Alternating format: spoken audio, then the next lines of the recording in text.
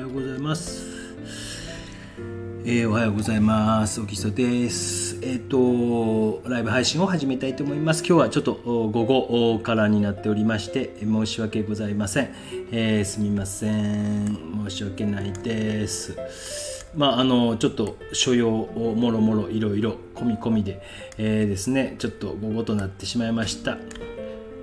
申し訳ありません。入っているのかな。いろんな YouTuber さんがね、できてんのかな不安が皆さん襲ってくるんですけど、私も同じです。できてんのかな不安ですね。もしよかったら声とか聞こえたらコメントいただければと思います。でちょっといくつか何ぼか質問が来ているのでメッセージを返すのが大変なんで、ちょっとお答え、みちみちさんもこんにちは。久保さんもよかった、こんにちは。サムネイル間違えてますね。ごめんなさい。サムネイルすみません。変更するの忘れた。ごめんなさいね。アーカイブで見てる人は関係ないんですけどね。すみません。で、一つ目の質問がですね、映像関係の方からちょっと質問が来てて、なかなかメールで、返事するの難しいので、口頭でお返ししておくと、映像で、絵を描く、扱うシーンみたいなのかな。で、キャンバスとパネルの違いみたいな、ちょっとどんな塩梅ですかみたいな感じのちょっと質問が来ていたんですけども、キャンバスっていうのは、木枠に麻布をこうやって貼って、で、そこにも塗料が塗ってあってっていうもので、パネルというのは、板状のものですね。でそれに何か塗料を塗ったりとかなんか布を貼ったりして、で引きで見る分には多分ほぼキャンバスに書いてあるか油絵に書いてあるかっていうのは分からないと思います。でよりによってみたらすごいアップにしてみてたらキャンバスの要は麻布の目とかがブツブツとしているので寄ったらやっぱ分かるかなと。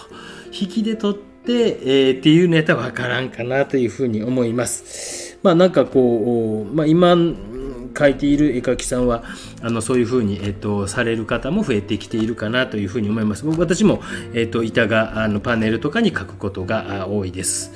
でも映像に撮るとなってきたらその距離感によりけりですけどものすごい拡大して撮るということがなければですね、久うさぎさんも夏伊藤さんも前田さんもゆきちゃんもこんにちは、保山さんもこんにちは。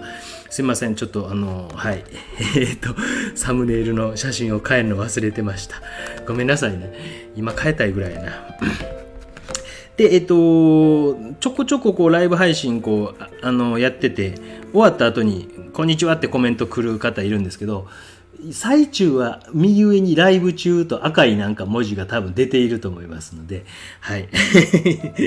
可愛いなと思って見てます。で今まで最近風景、生物の花とかをちょこちょこ上げていたので、生物じゃないな、花の水彩画を上げていたので、今日はちょっと若干の応用編というか、ほんの少しですけども、それをじゃあ生物に置き換えてみたらどんな感じになるかなとか、その時のちょっと注意点とか留意点みたいなのをお伝えできればなと思います。ちょっと注意点とかね、そんな感じで、できたらなと。ちょっと下書きの段階はこんな感じで鉛筆で取っていきます。初心者の人のために、ということなんですけど、今 F ぐらい使ってます。で鉛筆はこういうふうにね、寝かせて持って立てて強く書かずに、消しゴム、練り消しがいいです。消しゴムの普通の硬い消しゴムじゃなくて練り消しでこういうふうに、消していきます。で今日はちょっと写真使ってますけど、実際には辺に、花の写真があるんですけど、ちょっと今僕がやっているライブ配信をやっている空間がものすごく狭いので、すみません、こういった状態になっておりまして、写真から描くということになっております。寺田さんもまさやんさんもこんにちは。デーゲーム見ながら3例で勝ってる。もう最下位をね独走中ですよね。もうちょっとファンのくせにも諦めてます。どっちかが起きましたね。起こしてしまったかな。しゃあない。ちょっと今日はバタバタと一日いろいろしていまして遅くなりました。描き出す前にいつものようにこうやって霧吹きでシュシュシュシュシュってやってます。しまったね。サムネイルのあれを変えるのね、アーカイブで見られる方のが圧倒的に多いんで何を喋ってるかわからんかもしれませんが、どうやって書いていこうか影からいこうかね。ちょっと今日はスクエアです。正方形に、書いていってますので、正方形に書いていってます。どうやって書いていこうかね。よいしょ。もし質問あったら遠慮なくしてください。まだもう一つぐらい質問あったら何やったかな。なんか絵の具の構造についてどうなんですかっていう質問があったんですが、なかなか答えるのが難しいななんて思いながらその質問は見ていたんですけど、油絵の具の、私個人としてはいつも言ってるんですけど、構造を作った方が大人っぽいんじゃないですかという説を唱えているというだけで、私の書き方ではないこうしなさいではないのでやられてみてほしいなとやってみて、判断されてみてもいいかなとちょっと思ったりしながらその方の質問を見ていたんですけども、下地の色が消えてしまうんじゃないですかみたいな、とかいう感じの質問やったかな。ちょっと質問がなんか多岐にはなんていうか複雑で、やられてみたらすごいわかるんですけどね。油絵ってなんかこうですね、やってみたりしたらすごくこうそうかで、解き方とかをちょっといろんなねグレーズとかスカンブルとかいろいろ言葉出てきてわけわかりませんみたいな感じに なられる方も多いんですけど、その辺をね一回やられてみたらいいなと思って言葉でね説明するのもまたそれをテキスト要は文字にするのも大変な作業ですよね。今日は買ってますか3例ありがとうございます。実況中継おこえくん頑張ってますよね。いつまで続くか分かりませんけどずっと永遠に続いてほしいなと思いますけど、でとりあえず今回影からいきながら影と要は影と鼻の方の影も若干描きながらやっていってみようかなと思いながら今進めていってます。でこういうふうにエッジがぐーっと強くなってきたりとかしたら、水でぼかしてあげたりとかしてね、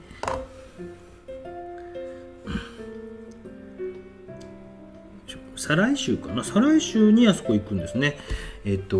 あそこねちょっとまた山下清室は第何弾かよう分かりませんけど行きます。ちょこちょこお話いただいているので楽しみですね。向こうで現場で皆さんと一緒に絵描けるのなんて本当にちょっとね楽しみやなと思ってます。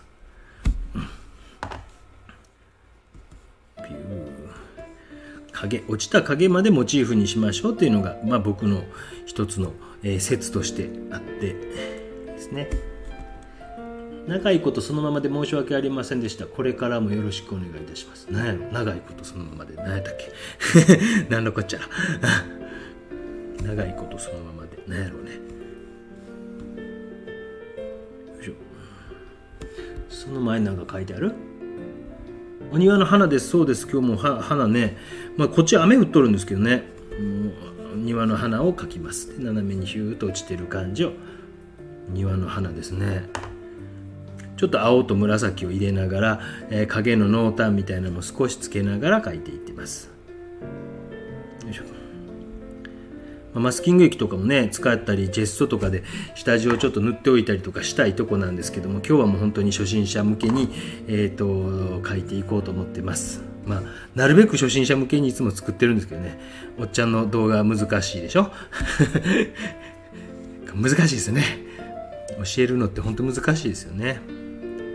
どのぐらいが皆さんに合うのかなとか、どのくらいがってね本当に難しいなといつも思うところをようわからなってきた。どこ書いとんねん。前かよいしょ。こういうところねビューっと半乾きの状態でエッジなんか少し弱めておいて物と隣接するところっていうのは影とか濃くなってきますので、ちょっと濃い色とかを差し込んでみたりとかしていってます。映像関係の方はね、なんかもうなんかお仕事でちょっとこうなんですこうなんですというのメールが来てたんで、ちょっと一番初めにお答えしましたけど書く側の書き手としてはなんかこう、キャンバス大きいやつとかはなんかキャンバスの方がやっぱりこうですね、軽いし、もうパネルにするとめっちゃ重なったりするからというのもあるしね、いいのになとは思うんですけど、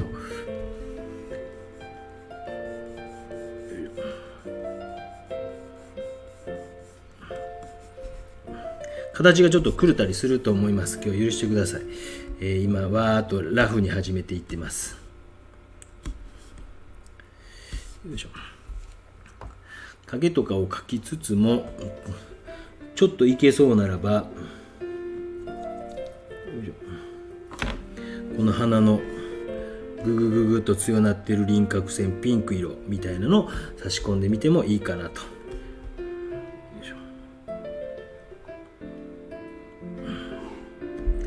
お兄ちゃんが起きたっぽいね。あとお名前ちょっと出さん方がええかなと思うんであれですけど、ありがとうございました。自費出版の画集を作られた方がいて、もしかして鬼好評とかでもちょろちょろと言ってたかもしれないですけど、それ無事届きました。昨日届きまして、すみません、こちらの方で宣伝とかしたいけど、あれ自費やから多分売ってないと思うんですけど、めちゃくちゃいいものができていました。びっくりしました。あそこまでのものになっているとは、やはりすごい才能ある方やったんやなと思いました。びっくりしました。自費で出されている方っていうかね、前からちょっと考えてますっていうので、私のなんか鬼好評のコメントを使わせてくださいって言うから、いいっすよいいっすよって言ってですね、その私のコメントもちょこちょこ入っていて気恥ずかしいんですけど、こんなこと言うてたんやなと思いながらですね。埼玉も朝から雨ですと、糸明さんもこんにちは。すみません、今日本当にね、少しこうやって差し込んでみといて、後で調整しようかなっていう感じとかですね。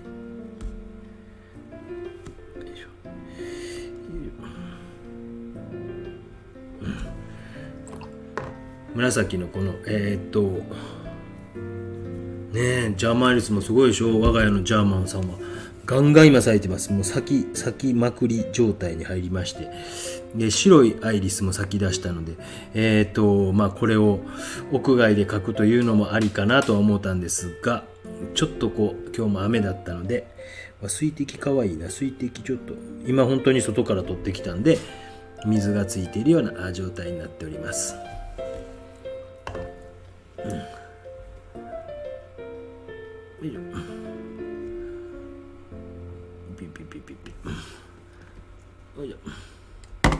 いつも言ってますけど、一人でやってますのでね、こういう画像のあれもうまくいかなかったら申し訳ないです。いつも一人でだいたいやってます。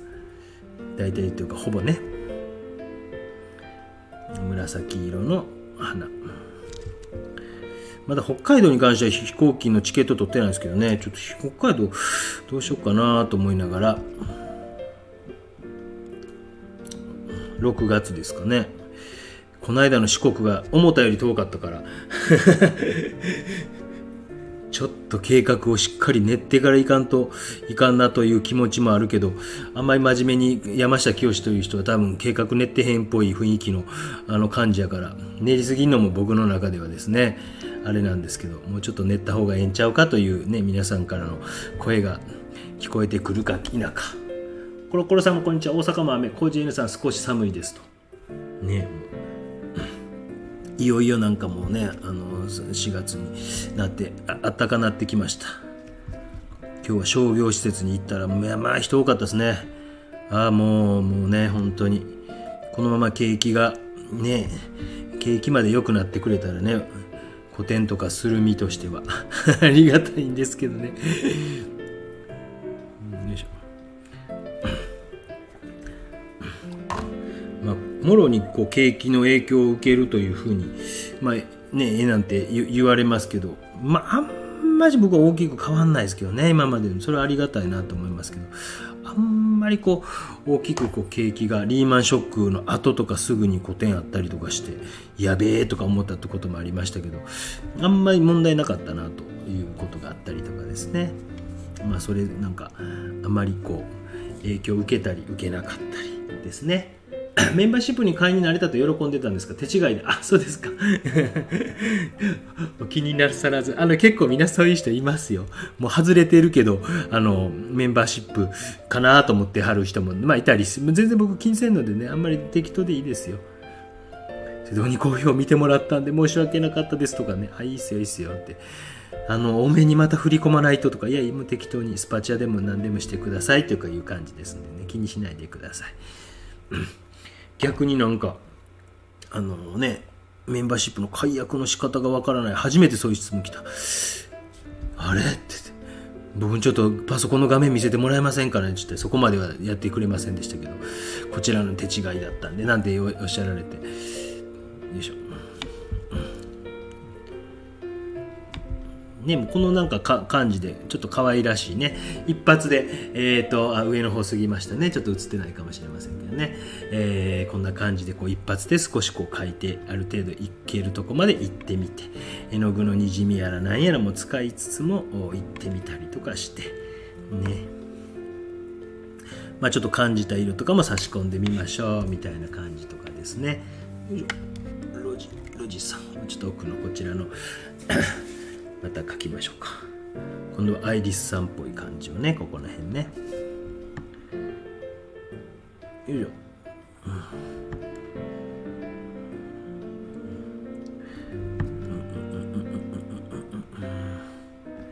どっちが起きたんかな、何が起きたんかな、さっきの声は。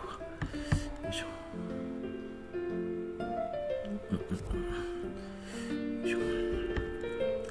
ある程度同じ同系統の色をまず置いていってます。私はね。影をこうちょっとつないでいって、水の強弱みたいなのとかっていうのは油絵の具とかでもちょっとあるかもしれないけど、僕自身はそんなテレピンとかね使わないので、完成油だけでほぼ描いていくという油絵の場合ですね。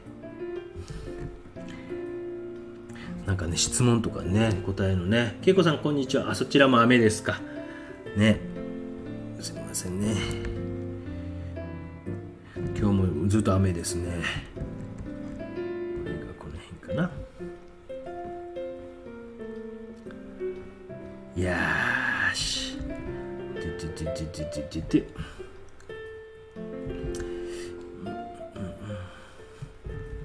これはラフィーニっていうやつですね。なんかの時に昨日上げた動画かなんか、確かこのあれを載せておいたと思うんですけど、Amazon さんでも買える、ジャングールさんでも買えますので、これを今日もちょっと使いで出だしは言っております。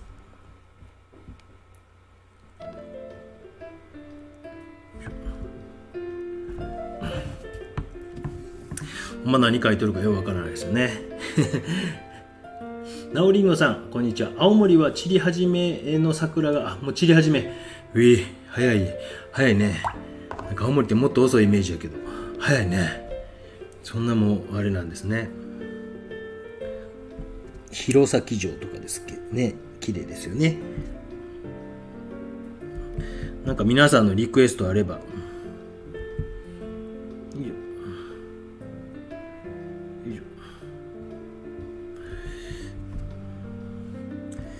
こんなん書いてくれとかね、あったら、ぼちぼち新緑のシーズンやから、新緑のなんか動画かなんか作るか。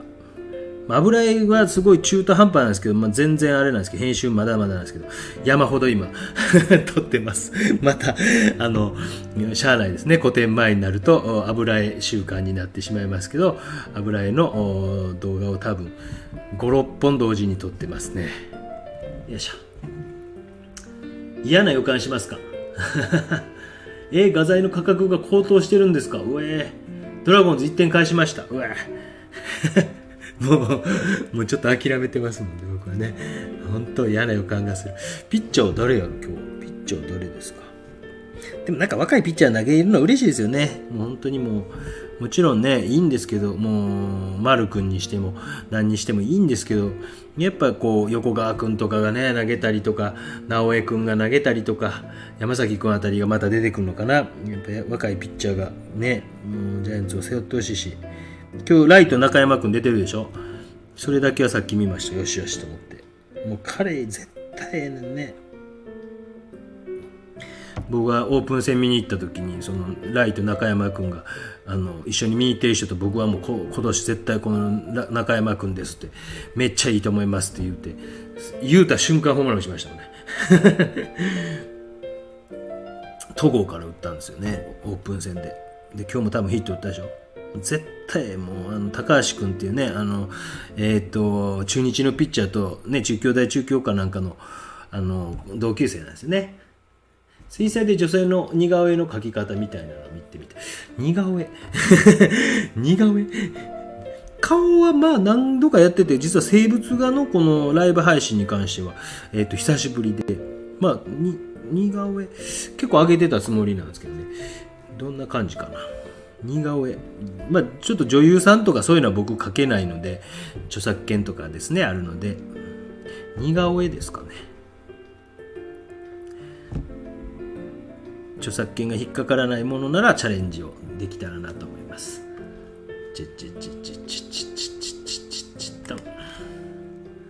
インスタにも上がっていた奄美の海の油絵、すごくあれいいでしょうね。なんかやっぱ自分でもねこうやってみて、あ、ちゃうぞ、世界観がちょっとちゃうぞと思いましたもんね。ありがとうございます。インスタとかにションションと昨日もうジャイアンツが負けそうになってもう腹立ってあげました機嫌がいい時にあんまあげないですよね。はい。機嫌が悪いというかね、まあ今日も負けやと。まあね、名古屋もね、もうだいぶね弱いし、今年はなんかちょっと違うんかな。阪神が強そうですね今年、なんかね雰囲気はね。緑もこうやってこう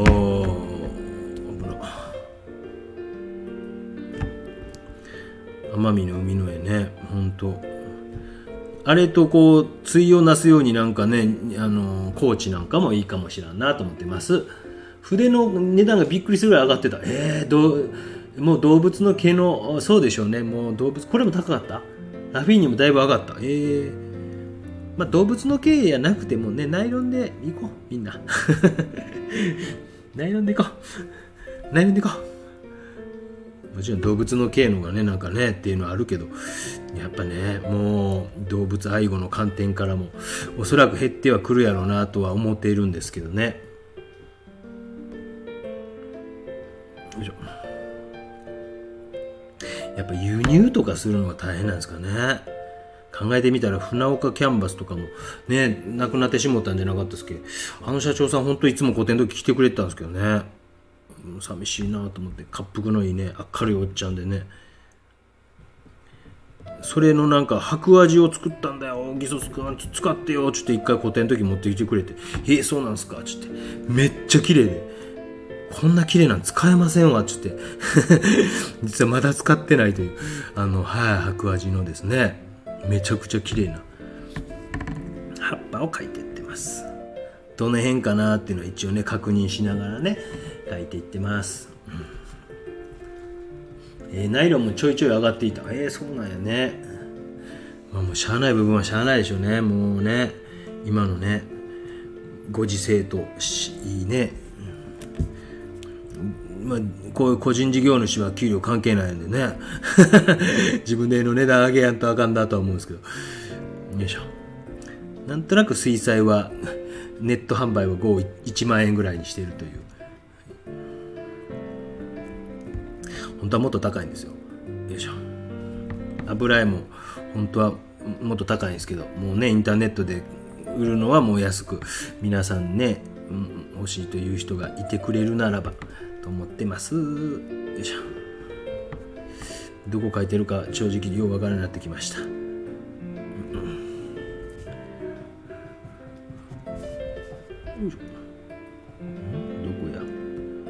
こやここがここでここがこの辺か。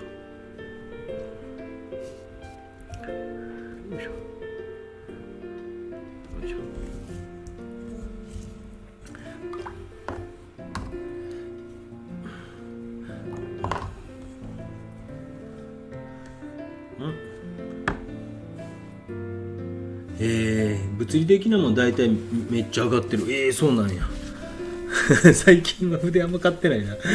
なんかネットで安い筆を試してみて、使えんこっちゃないなと思ったりしてですね、そういうのを使うことがなんかあったりなかったり。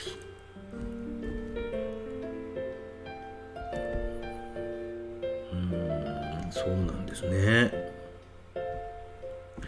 よいしょ。初めての方ですね。オブローモフさんもね、新 TV さんも多分初めてかもしれないね。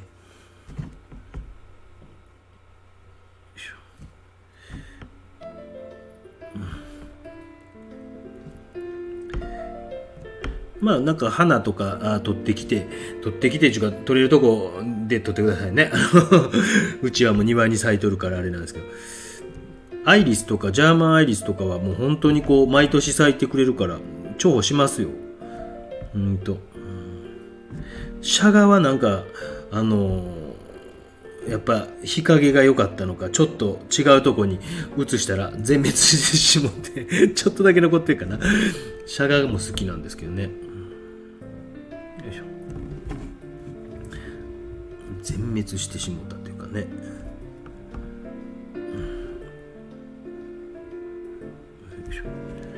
こういうとこね、書き方がね、なんかね、皆さんね、参考になるんちゃいます。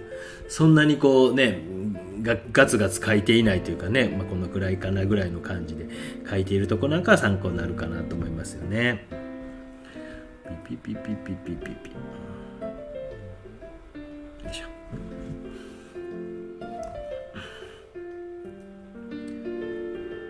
どっちが弟か。どっちが起きたんや。どっちかが起きたな。弟っぽいな。お兄ちゃんと2人とも寝ましたもんね。よいしょ。水を多めにしてピューピューピューピューピューピューピューピュー。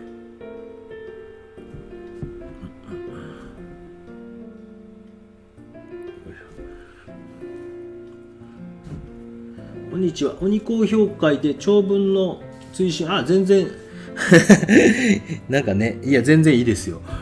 ただだいたい皆さんを3分半から4分半からぐらいにしているので、その方一人一人の絵のコメントが短くなるというだけですので、全然一回一回時計見てるんですよ。はい、次の作品ですと言うた瞬間時計見て、はい、だいたいこれぐらいまでやなとなんとなくしていってるんですよね。たまに間違えてますけどね。鬼好評の場合だいたいそういう風にしていってます。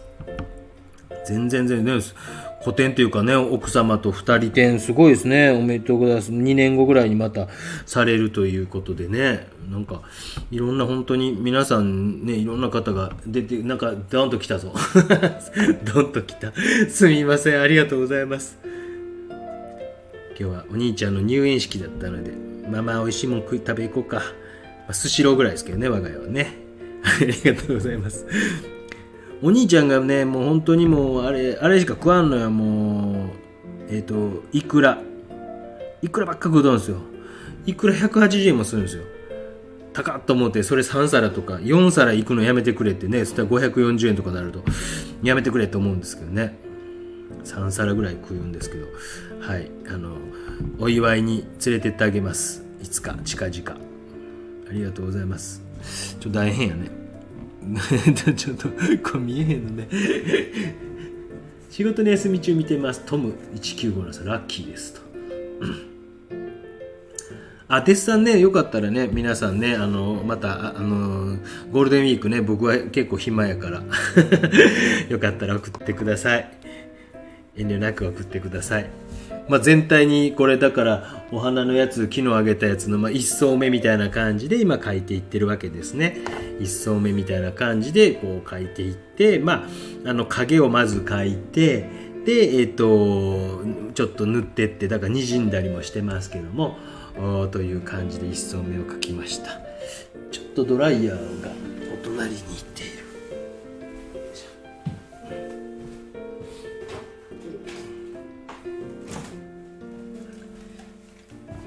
すみません、いつもねここにポンと置いておるんですけど、ドライヤーがごめんなさい、ボインって言ったねボインってだからそうそう、入園式やったんですよ。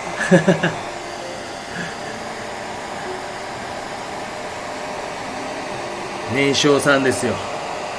なんかね、ようやくですよ。長かったような、まあ長かったですね。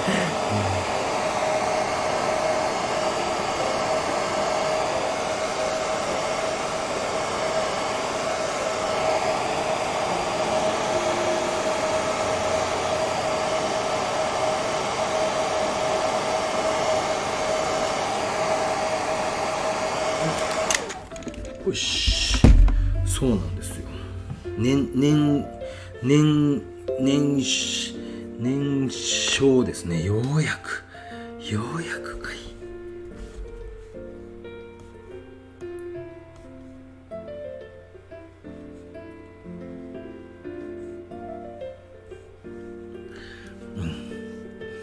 ねえ、泣けますよというか、今日なんかね今日僕も妻もちょっとジンとくるシーンがあって、何かというと、名前呼ばれて前になんか言ってたんですけど、こう登壇して、その時にもう微動だにせず、微動だにってことはないか誰に言ったか落ち着きないあれなんですけど、ほぼ動かずにじーっとこう一番初めに呼ばれて、うわ大丈夫かと思ったんですけど、じーっとお利口にね立ってたんですよ。それ見て妻と二人泣きそうになってました。いかんと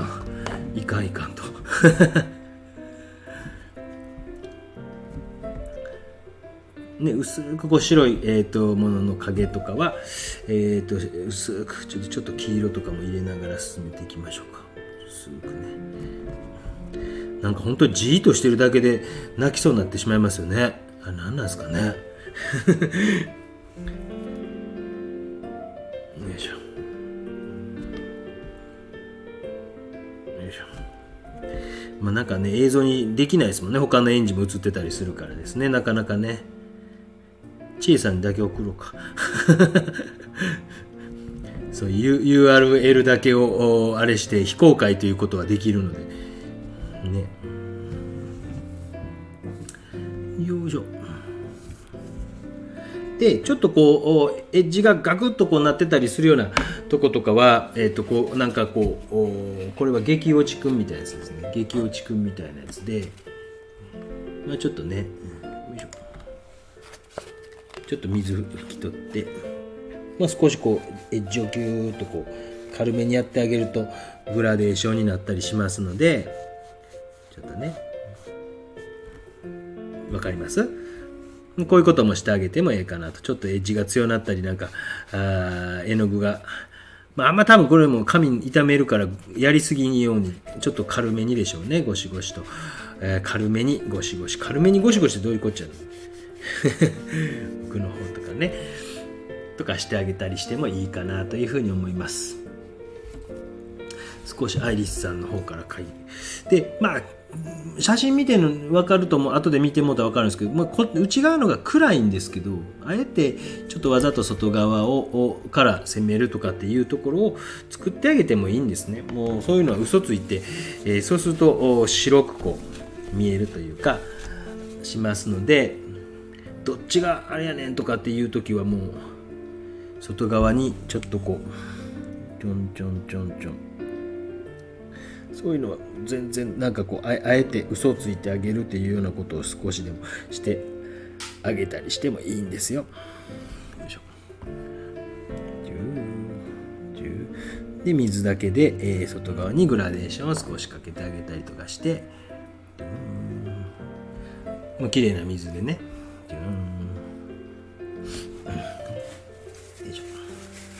まあちょっとあんま映ってないと思いますけど、ほんと微妙なことしてますので、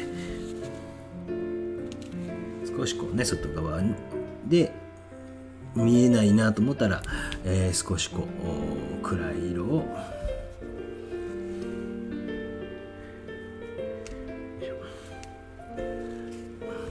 ほんの少しだけでもねビューッとしてあげたりすると、ここにも影があるね。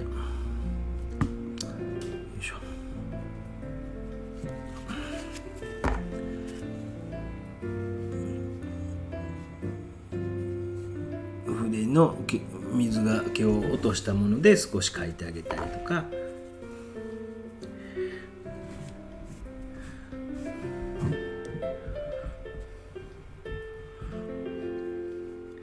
ね、プレゼントいただきました動画わちゃわちゃがたまらんってほんとうるさいですよ。皆さんの想像を絶するうるささですよ。もう本当にもううるさーって感じですよ。影をもう一回描いていってます。ちょっとこう濃くなってるとこなんかを少し描きながら、ちょっとこう斜めに落ちているわけですから、斜めにね、でそういうこうことも意識しながら、少しこう影の中でも少し濃くなってるとことかを意識しながら、うるさいですよ。今静かなんでお兄ちゃんまだ寝てますね。これはね、よっぽど疲れたんでしょうね。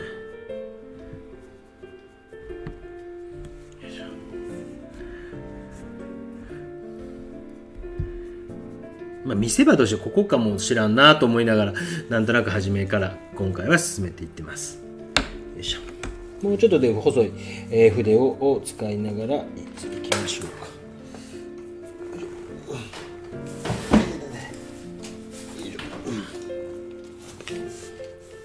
年少さん、朝の登園で泣いてもママが見えなくなったらケロッと遊び出す子多いです本当ですかいやー、2も実は行き出してて、2の方ですね。あいつも行き出してて、パパは怖いからよう今んとこ送ってってないですけど、はい、2の方も実は行ってます。よいしょ。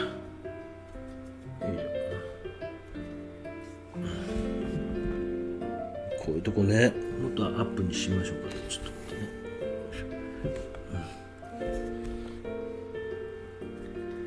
てね。かなり濃い、ぐわー濃く、輪郭のとこぐわー濃くなってって、ぐわー濃くなって、すごいですよね。このクレマチスめちゃくちゃ面白いでしょね。こんな咲き方してるのおもろいなと、ぐわーと水で薄めたりとかしながら、ちょっとこうしてみたりとか、ほんの少しこう黄緑も全く反対色やから、このちょっと慎重にいかなあかんですけど、なんか反対色みたいな緑がジャーンと差し込まれてたりとか、うわ変なあれやなと思いながら少しこう差し込んでみたりとかしていってますね。そうなんですか。ケロッとしてますかケロッとしてますかそうやろうなと思いますけどね。諦めよるんでしょうね。差し込まれた緑みたいなのも結構効いてきますよね。で僕なんかの描き方なんですけど、結構このぐらいになってきたらぐわっと一回攻める。すごく面白かったです。弟くんうるさいでしょめっちゃうるさい。面白いですよ。今日もなんかずーっと面白かったな。何やったかな、今日何があったかな。乾かんうちにピッピッピッ、今日おもろかったな。歌を結構歌うようになってきて面白いですよね、あの人ね。心配やったけど今日は一応お利口さんにおとなしくしてました。僕は弟の方ずっと見てたんですけど、2人のママ愛が強すぎて、パパどっか行ってっていう感じですね最近はコージさんなんか面白いこと言いました。黒沢さん間に合いました。コージ N さん、ちいさんの的を得た。いやほんとね、もう的を得てますよ。もうなんかね、もうめっちゃ高い、ごめんなさい失礼ですけど、めっちゃ高いもんやったら申し訳ないなと思うんですけど、なんか絶妙なチョイスで、ほら子供もなんていうの、あんまりこうね、そんなに高いもんうち買い与えるつもりもないしだからなんかちょうどなんかもう本当にぐらいの感じ。ちょっと紫入れてます。あの辺がもう本当絶妙で、皆さんありがとうございます。本当に服買ってないですね2人で妻と話して服買ってないねってって厄介なことが起こっていて、帽子をお兄ちゃんかぶってくれないんですよね。もうね、夏場帽子をなんとかこうかぶせたい。やっぱね、日射病とかあるからですね、もうそれがちょっとあれやな思って、お兄ちゃんに帽子かぶせたいんですけど、唯一気に入ってる帽子がですね、ジャイアンツの帽子なんですよね。あれ九州で被るのなかなかこうチャレンジャーなんですよね。やっぱり圧倒的にソフトバンクホークスが多いのでですね、またぜひいつも誘ってくださる方、今年ちょっとすみません行けませんということで連絡したんですけど、ぜひね来年はせめてお兄さんの方だけでもぜひですね、ありがとうございました一緒に行きませんかとお誘いいただいたんですけど、ちょっとね今土日私が抜けるとですね、かといってお兄ちゃんを連れて行くというのももう本当にもうそんな想像しただけで恐ろしくなるので、ぐーっとこうね密度上げにかかってますよね。そういう一箇所でも僕はこう作ってあげることによって画面のこうバランスとかっていうのを考えたりします。こう私のやり方ですけどね、もっと薄くこうバランスを取っていくこともあっていいと思うんですけど、ぐーっといけっていうぐらいの気持ちで、そしてその瞬間瞬間に本当によう見て決めるというぐらいの気持ちで、ぐぐぐぐぐぐぐぐぐとこう書いていってます。ぐぐぐぐぐぐぐ。こういうのなかなかね、皆さん怖い、めっちゃ怖い、あかん、怖いというね、感じかもしれません。薩摩地方も雨ですと。最初に泣ける子は意外と早く笑顔になります。へえ、ちょうど良いのがいいですね。懐かしい。ちーくんとえっちゃんが懐かしい。ちーくんとえっちゃんがやろうな。よいしょ。ぐぐぐぐぐ。ね、あとなんか皆さんもグループ展ねされるっていうのなかなかね、頑張ってくださいね。目標10万人目指して頑張ってください。若狭地方のあちらの地方の人口は何人ぐらいいるか知りませんが、よいしょよいしょよいしょよいしょ。遠慮なく皆さんね、初めての方も見てる方いたらコメントください。どれぐらい見てるかわからないですけどね、77人見てますので、はい、初めての方も遠慮なく。このピンク紫の花ね、これ花水木、去年もこんなん咲いたかな。めちゃくちゃ綺麗なね紫のこうねジャーマーアリスとかはもう本当にこう僕が本当好きで、もう何年かなで宿根草っていうんですか、だから毎年咲きおるんですよ。だからね毎年咲きおるからもうえらいことになってきてますよ。よいしょ。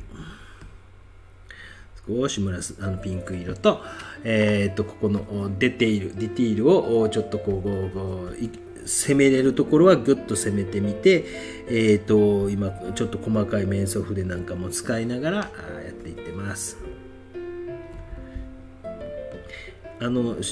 質問あればしてください。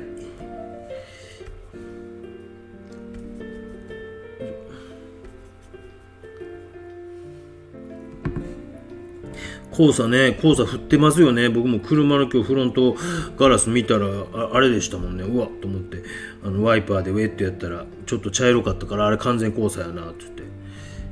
やっぱ黄砂は花粉症の人もあれなんですかね。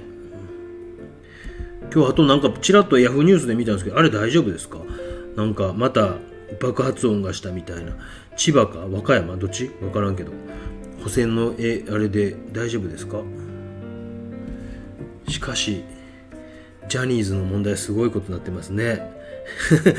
まあネットでしかやってないですけどね。あそこまでやったか。まあ皆さん勝手に調べてください。まあ、ちょっと一部ぐーっとこう密度を上げていきました。よいしょ。そうするとなんかバランス的にちょっとこうやばいやばいと思うじゃないですか。僕こう結構やばいやばい病なんで、やばいやばいと思うように局部からぐーっと引き締めることはちょくちょくします。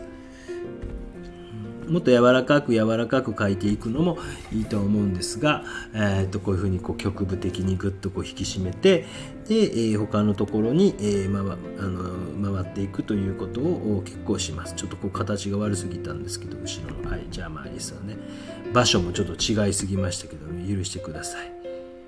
形に本当不安がある人はなんか転写でもええんちゃうかという僕は説を唱えてますプロがそんなことするんですねってコメント来てましたけどね。野田博先生の映画とか見られたらいいと思いますよ。昨日かおとついにそんなコメント来てましたね。よいしょ。ちょっとこっちもロジしましょうか。ちょっとこれね、どっちの映像の方が皆さんにとって見やすいんかな、もうよく分からんけど、ちょっとこういうとこまたね、際がクッと立ってきているところとかは、消しゴムのように少し水のついた、あんまりゴシゴシしすぎん方がええんちゃうかというのが、私はあんまりそこまでやったことないですけどね。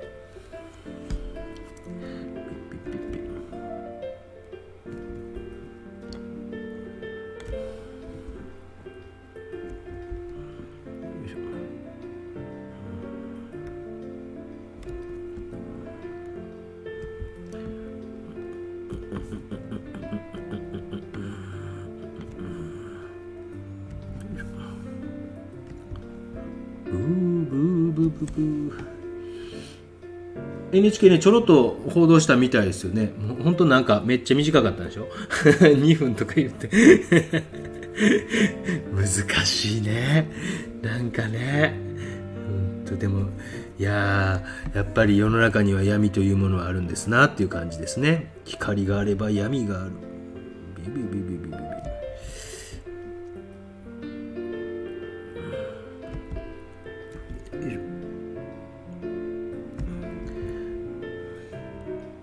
何のことと言われてもあれなんで勝手に調べてください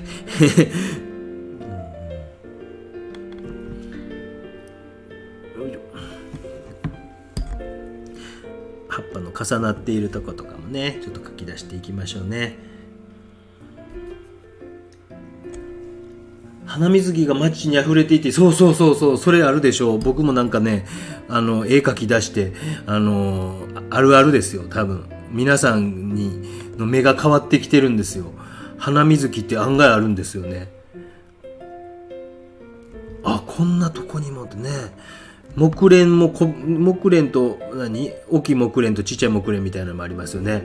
ああいうのも意外と街にあんねやなとか、なんかこうね、美を探すぜシリーズみたいなあれで皆さんちょっと見方が変わってきたんじゃないかなと。そういうの面白いですもんね。なんかね、自分の今までの人生には見えてなかった景色が見え出すっていうのは、そうするとなんかモチーフとかも本当にこういろんなところにもあるし、なんか無理して景勝地に行かんととかね、もうその辺のもんでも実は絵にできるということに気づいたりとかですね。こうやって僕みたいにこうちょっとじゃあ東京のね街のど真ん中やからなかなか植物育てれまへんとかっていう人やったら、ちょっとプランターかなんか買ってきて、大きめのプランター買ってきて、そこにジャーマーアリスとかブチコーンと一個だけでも入れといたら案外なりますよ。一個だけでもこうできて面白いですよ。次の年も今年もなりはったみたいな感じでですね。だから本当にそういうのもねちょっと変わってきたりしますから、皆さんもねそういう感覚が変わってきたりすればええなと思いますし、僕自身もなんかそういう植物とかを昔はね花屋さん行って買ってたんですけど、今花屋さん行ってもちろん買いたいなとも思うんですけど、自分で育ててる方がねなんかね一回買うてずっと毎年出てくるんだったらただやしね。よいしょ。で画面のちょっとバランスとかを見ながらね、なんかね出てきましたよね。よいしょ。フェルメールの壁ミラブラスキューラで下書き絵を描いているらしいです。そう写真ね。優しい花ですね。うちの狭い庭の花水木もぼちぼち7年ぶりに咲いてます。なんでやろ7年も描いてきたいと思います。なんで7年咲かんかったんやろね。なんでやろ。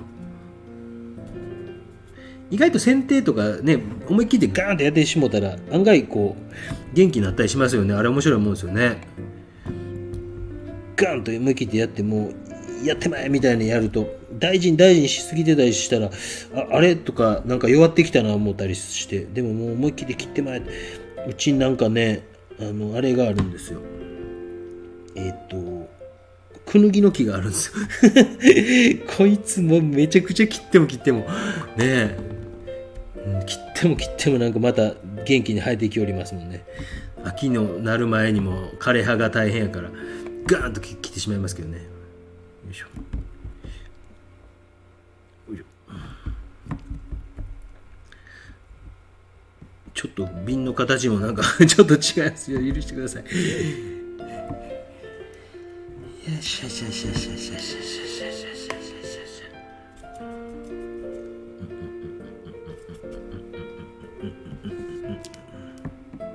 カブトムシやってくるほどのねなんかないですね。こうへんかな思って植えたんですけどねカブトムシまで本当にねカブトムシ来てほしいですよね。よいしょ。前どっかで話したと思うんですけど、埼玉の僕昔埼玉住んでてどこやったかな、ハスかなんか見に行ったんですよ。でハス行田やったかな、行田市とかなんかありますよね。でそこの近くの公園にカブトムシ山ほどって日中もうびっくりするぐらい、なんちゅう公園やったかな、本当になんか引きましたもん。こんなおんのと。ハスを見に行ったんとかな、なんかすごいなんじゃこりゃってなんじゃこりゃっていうぐらいいたのを覚えてます。だからいるとこにはめっちゃいるんですよね。今年トウモロコシ植えてます。トウモロコシ案外来ますよねよいしょ。栃木ですがシャガの花がやっといいですね。シャガですね。シャガちゃん可愛いですよね。うちもシャガを植えていてだいぶ群生増え出していますけどね。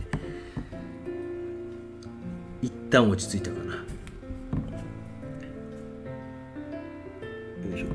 ちょっとこの辺の楕円がねちょっと上からなんかごめんなさいね、形がめっちゃ変です変です、めっちゃ変です。困ったな言い訳ばっかり。困ったな、よいしょ。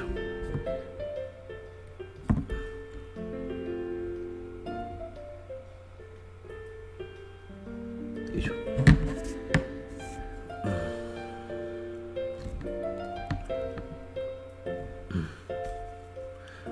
質問あれば遠慮なくしてください。もう話のネタになってつながりますので。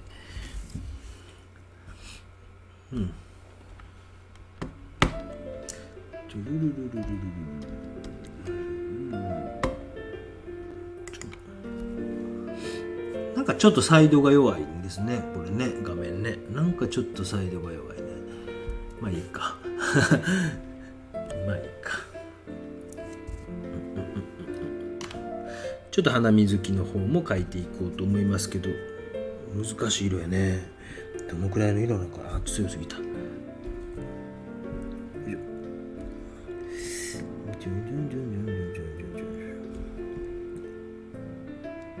栃木も行きたいですね。正直栃木はもう20年以上行ってへんな、福島とか行きたいんですよね。福島とかも行きたいしね。もういろいろ行きたいとこ多すぎてね、行きたいとこ病ですもんね。とりあえずは来週再来週の白馬っていいんですか。でも多分子供ちか修学旅行で行った。ありがとうございました。奈良の方がね、私の故郷の母校のあれすいませんね、なんか教頭先生にまでお願いしたそうでありがとうございました。もう本当にまだあったんやと思って、30周年かなんかの記念で建て替えも合わさって僕書いたような記憶あるんですよね。多分僕が書いたという署名がないと思うんですけど、でも原画を僕書いてくれって頼まれたんで、デザインもできるんやって自分で思いましたもんね。高校生の時なんかこう平面構成とかっていうのをやっぱり入試のあれで絡みで大阪の予備校に行っててやってたからなんかできたんですけど、よう頑張ってあんなんやりましたよね。デザインをあれ書いてるんですよ。原画をだから書いててって鉛筆デザインしてますよ鉛筆デザインしてますよ。はい、鉛筆デザインしてます。初めちょっとしてます。配信が始まる前もちょっとしてます。うっすら線見えませんかねしてますよ。よいしょ。昨日上げた動画はしてないかな。1枚やったんですけどめんどくさいってやらなかったです。とにかくこう出だしの仕事みたいなのを見せようと思って昨日のやつはやりました。しとるんかと突っ込まれましたそれはねどうしようかな。よいしょ。ごめんなさいちょっとね。何をしようと思ってんだっけな。ちょっと、ちょっと書いていこうか。ちょっと。19歳の息子の友達に絵を描かせてと写真を撮らせてもらいましたが、岩手は今家の周りは桜。岩手はそうなんですね。そんな岩手も行きたいですもうダメですね本当ね、本当行きたいですよね。もうでも本当行きますもんね僕ね。でもなんとかね、でも古典の絵もねもうやばいですよね。いろいろねちょっと遅れてるなっていうのはもう分かってます。はい、重々分かってます。どこかこうとしたんだっけ。あれ何しようとしたんだっけ。分からなかった。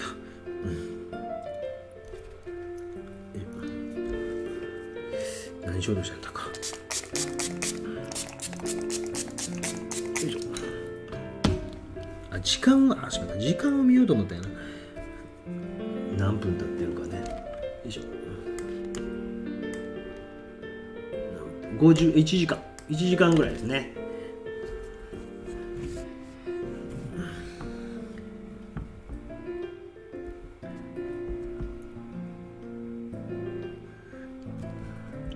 もうちょっとなんか大胆にこう影とか描いてみてもいいですね。ちょっと行ってみましょうかね。もう一層塗ってみましょうか。どれぐらいがいいんかな。青系、ちょっと青系ばっかでまとめすぎてるからちょっと茶色とか入れながら、もう一回うまくいかんかもしらんけど、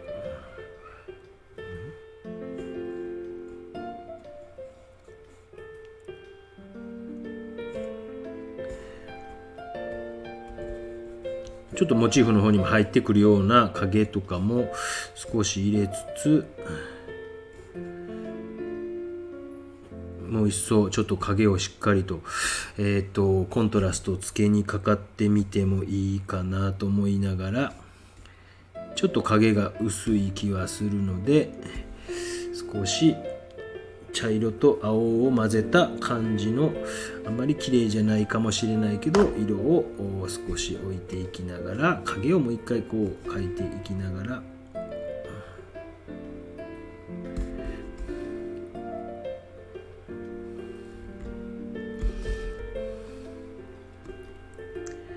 よいしょ。両方起きとるな。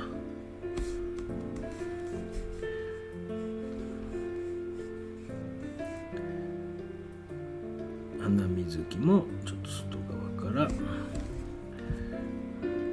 くところは描いてあげて、よいしょ。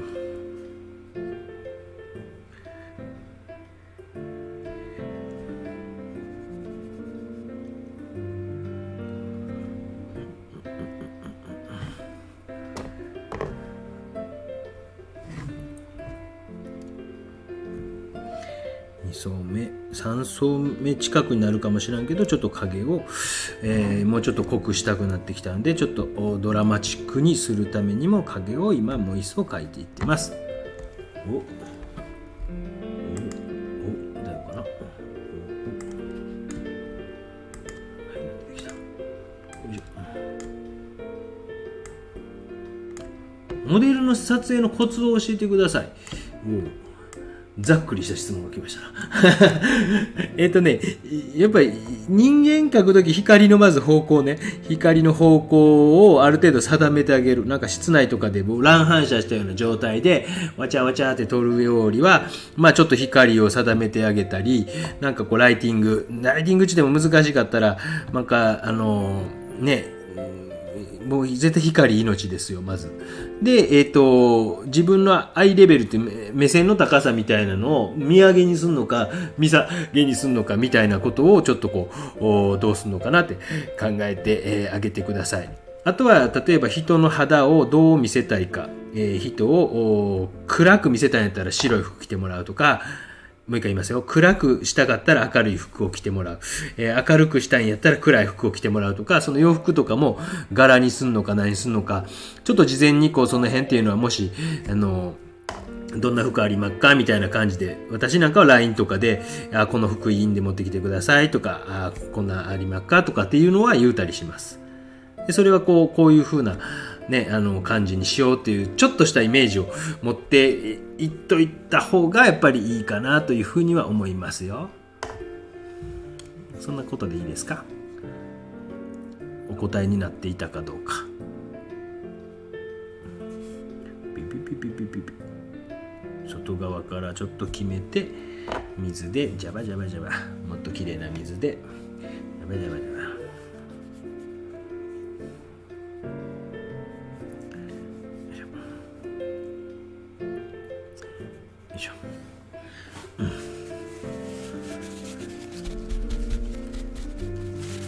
頑張ってくださいね撮影ね。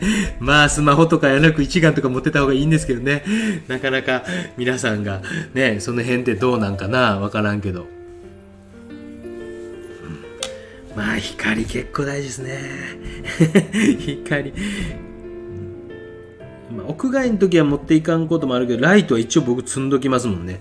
それバッテリー式のライトのやつを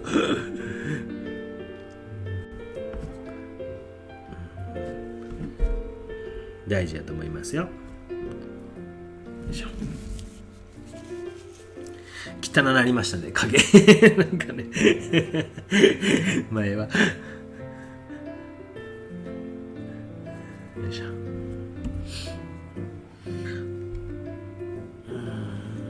いつも4月の下旬に咲くけどもちょっと早かったそうですよね。やっぱねちょっと温暖化っていうの聞いてるんですかね。宮崎の桜は花数が少なかったように感じました。同じバラ科の梨の花が少なく梨狩りができない農園もあるようです。温暖化ねえ、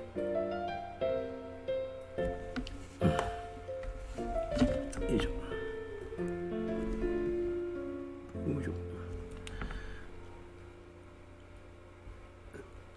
最近佐々木忠さんね、佐々木忠さんって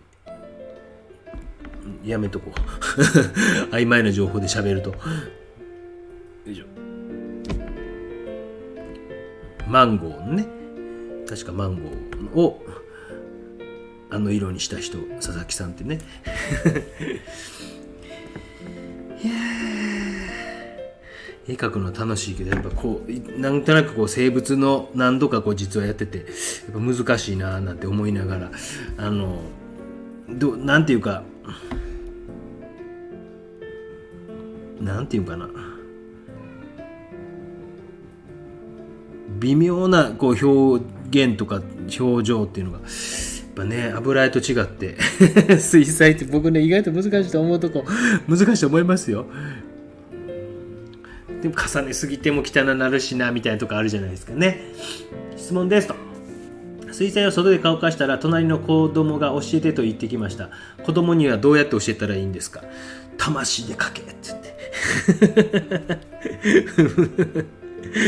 てこの間僕子供教えたんですけど難しいですよね。月齢みたいなのがあるからなんかその子によりけりやとは思うんですけど、でも小学生ぐらいはとにかくでかく描きってまず言った方がいいですよ。結構こじんまりしてしまう子が多いんで、こじんまりするんやなくてもう画面からはみ出してまえぐらいの感じで言うて、でそうすると意外と構図ってなんかそれっぽくなるんですよね。でなんかとにかく感じた色をもう概念で考えるんじゃなくて、桜は何色ですかとか聞いてくるんですけど、もう自分が思った色でええねんねって、赤に思ったら赤でええし、白に思ったら白でええしって、意外とそういう風にこうそこの場でこう感じて、本当に親御さんとかも言うてくるんですよ、ね、先生何色ですかって、マジで知らんって僕答えますでその子に見えたものでいいと。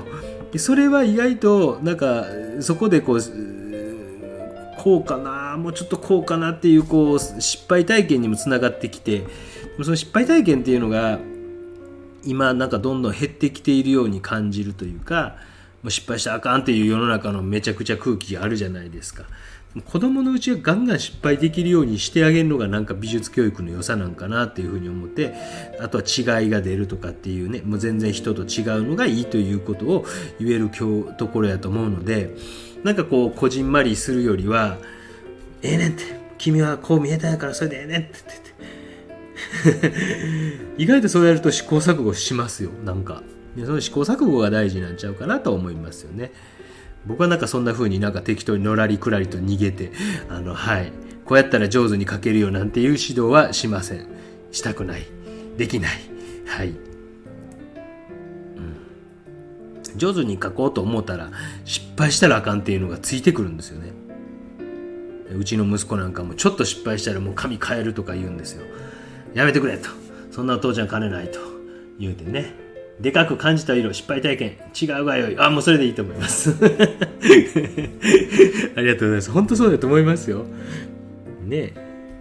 なんか僕らの子供の頃はね、もう本当にもうコージ N さんとかもまあ世代そんなに僕は変わんないと思ってるんですけど、アホみたいに失敗しましたもんね。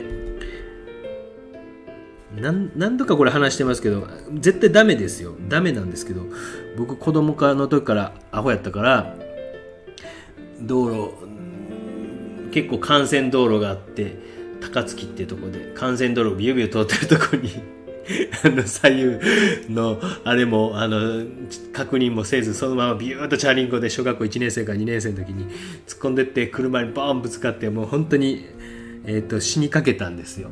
でボンネットの上ゴロゴロゴロってチャリンコと一緒にゴロゴロっと行って、でもチャリンコも無傷でそのまま、大城くんっていうところに遊びに行ったんですよ。大丈夫っすなんて言いながら。でケロッと遊び終わって家帰って、で夜になってピンポンって来てたら、その時住所教えたんでしょうね。その引いた人、全然引いた人悪ないんですけど、車対チャリンコで子供やったらチャリンコの方が悪いんですけど、その夜なんかその人が菓子折り持ってきたのだけ覚えてますもんね。なんかあんた何したんって言われて、確かになんか昼間ぶつかったなとかってめっちゃ怒られた記憶がありますけど、あかんですよ、死ぬからね、気をつけてください。先生のおかげで今子供のように絵を描いてます。いいですね。学生の頃偉い先輩方にこうじゃないと言われすぎて一時描きあるよね。その先輩方が今どうしてるかですよねこうじゃないとなんてね、もう本当にもうこれも基本的な基礎ですよと言っても、これも基礎っていうのもなんかこう難しいんですよね。基礎はないんじゃないですかとか言われることもあるけど、失敗してもいいんですよ、ね、なんか言うてること矛盾だらけ。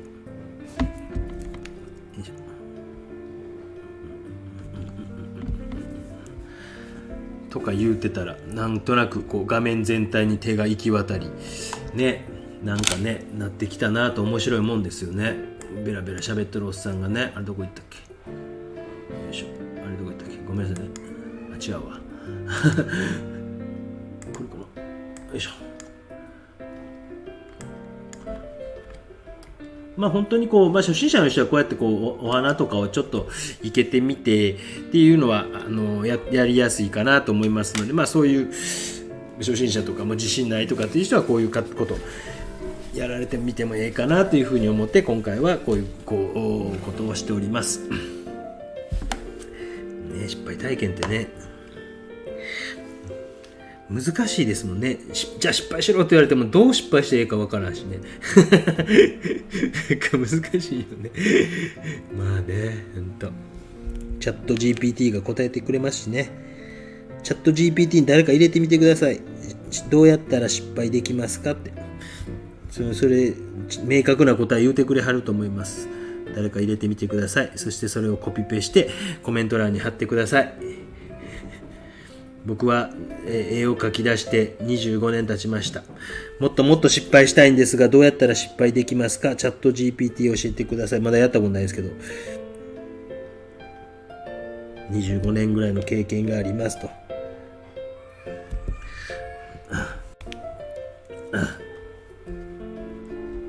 いや、子供教えてくれとか言われることあるんですけどね、自信ないですもん。本当にもう本当にないですもんね。も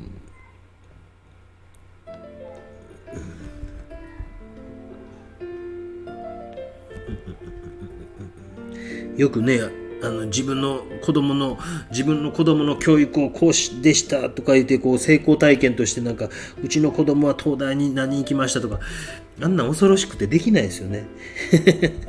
あんな恐ろしいで、あんなもうね、小木ママが有名ですよね。小木ママって自分の娘が本当はやりたいことが美術の方で、でも絶対ダメって言うたら、ちょっとこうね、あんまうまくいかんかったみたいな子供の教育があって、しくじり先生かなんかで話してて、と思って面白かったですけど、なんか難しいですよね。その子のためを思って、言うたつもりが、子供はもう美大とか本当は行きたかったと。なんかね、よいしょ、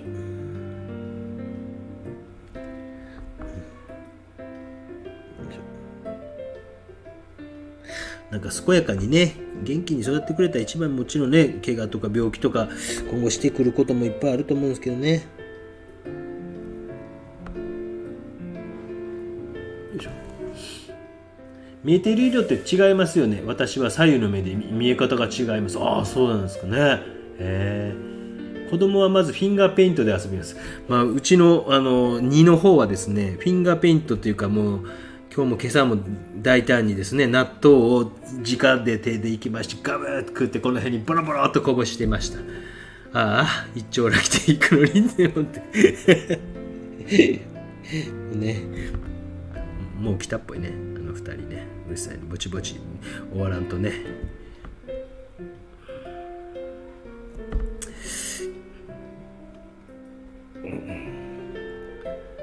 まあ、こうやって生物、あとはこう落ちた影とかですね、少し描いていきます。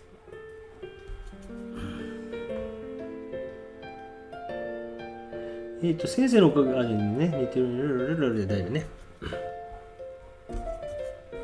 今日はすみません。ちょっと朝もできなかったのと、ちょっと今の段階はまだサムネイルのあれが違うと思いますが、設置してる影とかも少し描きつつ、何度も言ってますけど、おしゃべりしながら描いているのでね、多少のミス等は許してください。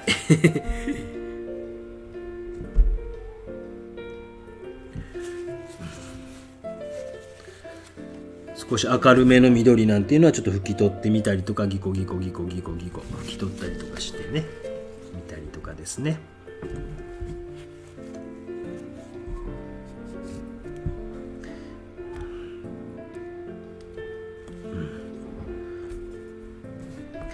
ジャイアンツ勝ちましたか？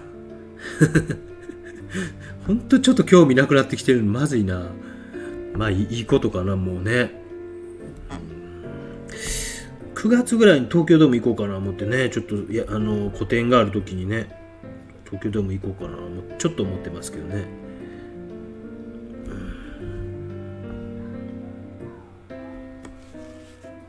あ、お兄ちゃんが起きてますね。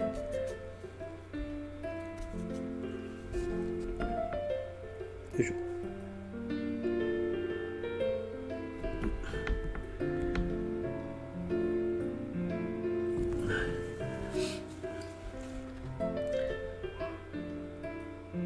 よいしょ。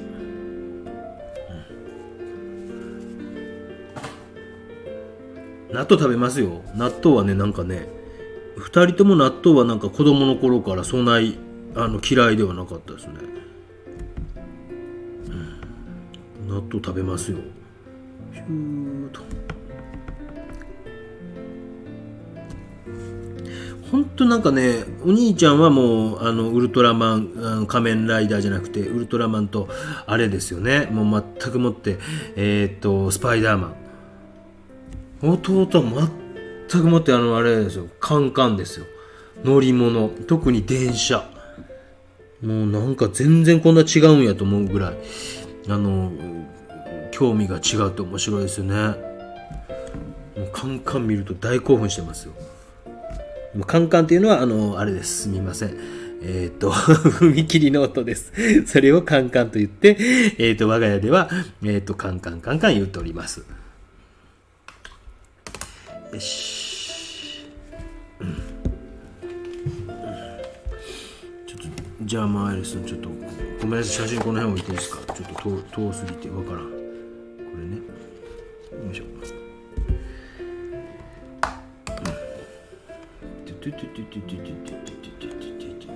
1点買ってます。微妙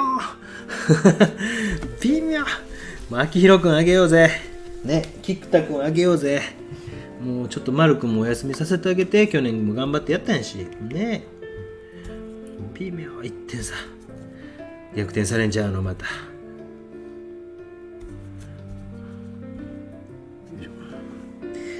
はい、老眼、クソ老眼でございます。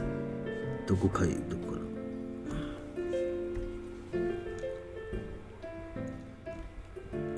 こちょっと適当に書きすぎたとかね。もうちょっと上、このぐらい。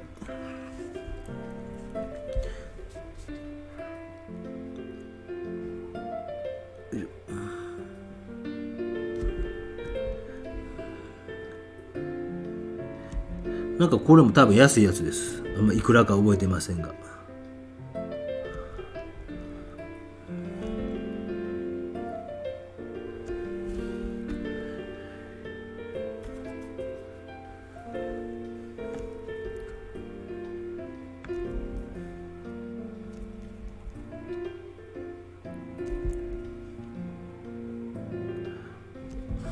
自費でほんと画集作った人のやつなんかね、もうほんと紹介したいぐらいに、まあ多分売買はしはらんのかなと思いますけども、あれはなかなかすごいな。普通に俺売れるんちゃうかな思ってますけどね。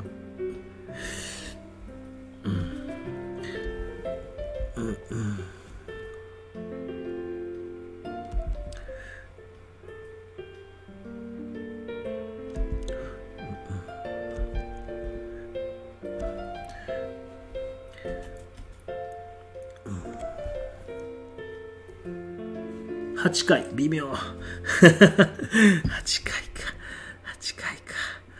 8回ね。頑張れ。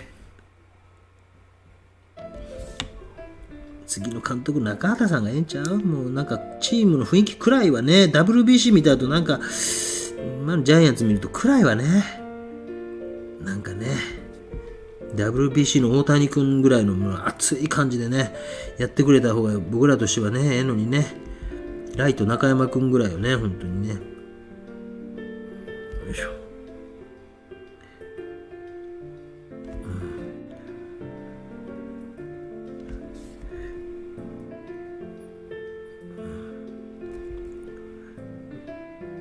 水滴がちょいちょいありますね。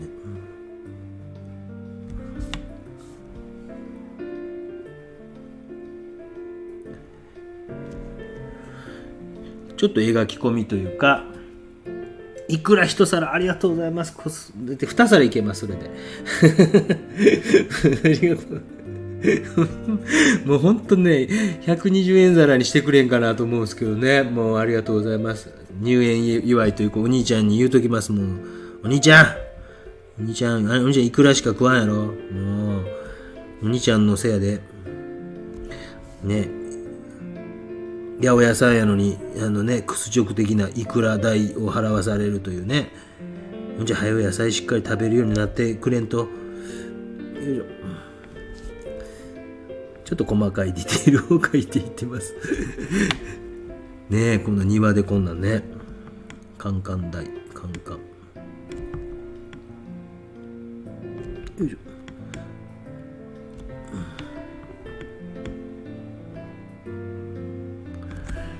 いしょ。ちょっと全体で見せますね。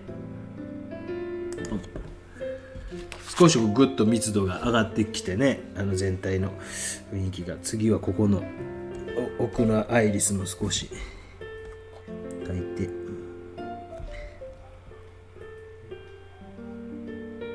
きます。初めての方も遠慮なくコメントください。本当に気にせずにね。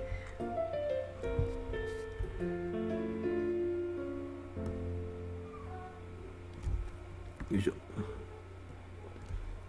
ちょっとなんかメールでまた違うメールが来てて、だいぶ前に来てたんですけど、2週間ぐらい前かな。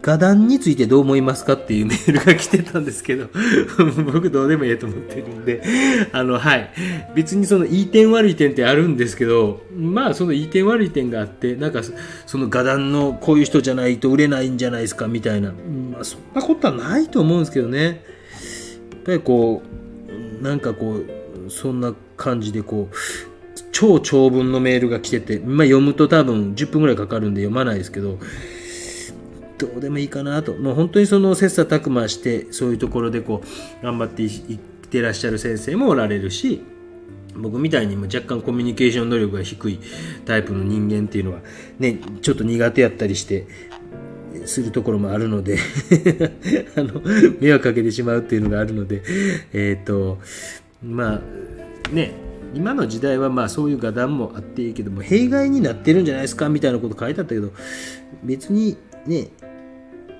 僕らは結局こう亡くなって亡くなる前も含め分からんけど、特に亡くなった後とかはどこどこに所属していたからいい絵を描いていたんだとかあんまないと思ってるんで、僕らがこう展覧会見に行ったりなんか見たりとかするときに、この先生はここの画壇やったから素晴らしいんだとかじゃない、そういう見方しないと思うんでいいも悪いもどっちでもいいんちゃうかなっていうのが、すいません今、その一切返事をしていなかった件に関して、その方この動画は 見ないと思いますが、ちょっとコメントをしました。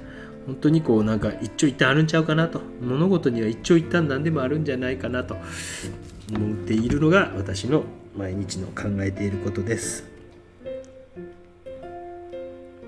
よいしょ。今もね、私みたいにフリーで活動している人もやっぱり一長一短あると思います運動不足になってきます。はい、じわりじわりと太ってきてます。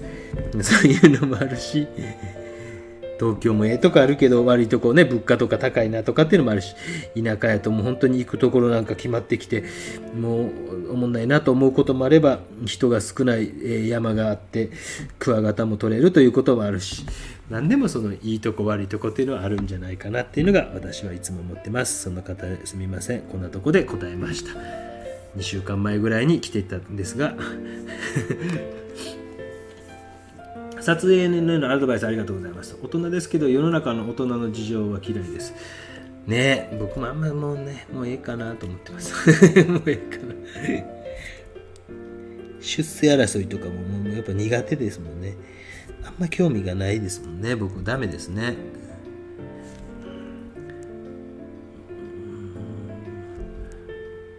よいしょ。コジエヌさんなんかあった印象ではそういうの全然ねできそうな、僕とは違うかなと思いながら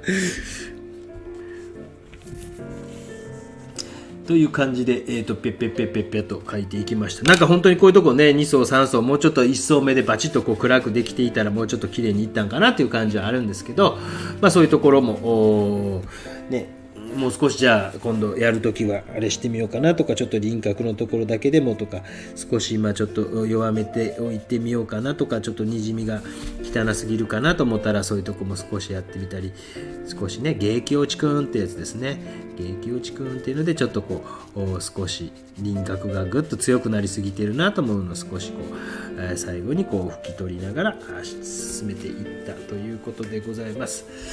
ブシャーとかなんかね遊びをやりたかったですけど、まあ今日初心者向けということを歌っておりましたので、こんな感じでどうでしょうか。一番ちょっと下汚れてたねここねビュービューと、ビュー、いしょ。楽しかったですか？ありがとうございました。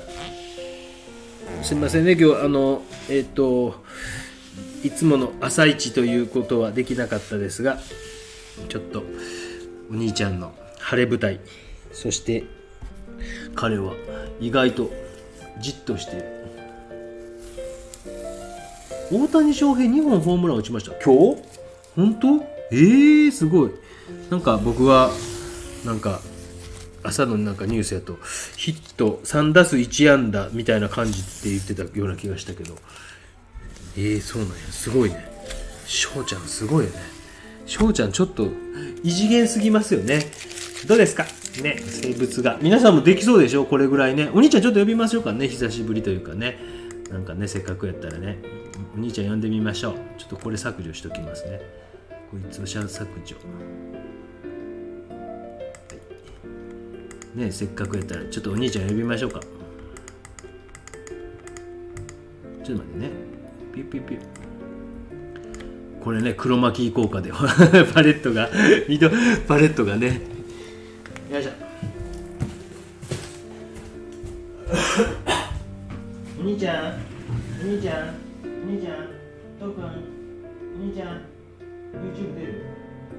YouTube 出る？ YouTube 出る？来て来て、ちえちゃんいるよ。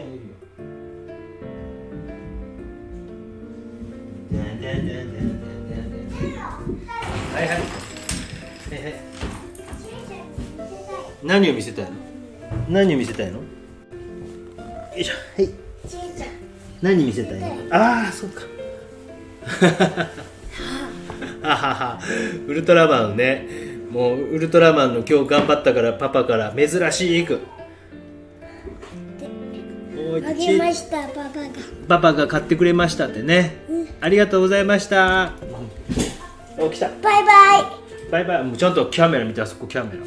バイバイ。おいで。僕もバイバイやった。よいしょー。おい、バイバイってバイバイって、これバイバイって、もっとこっちか。お兄ちゃん、ほらどう？いい感じ？皆さん、ほら入園おめでとうって。おい、散髪ね、前髪だけしたんですよね。ね。蝶ネクタイしてます。おいって、バイバイって。バイバイ。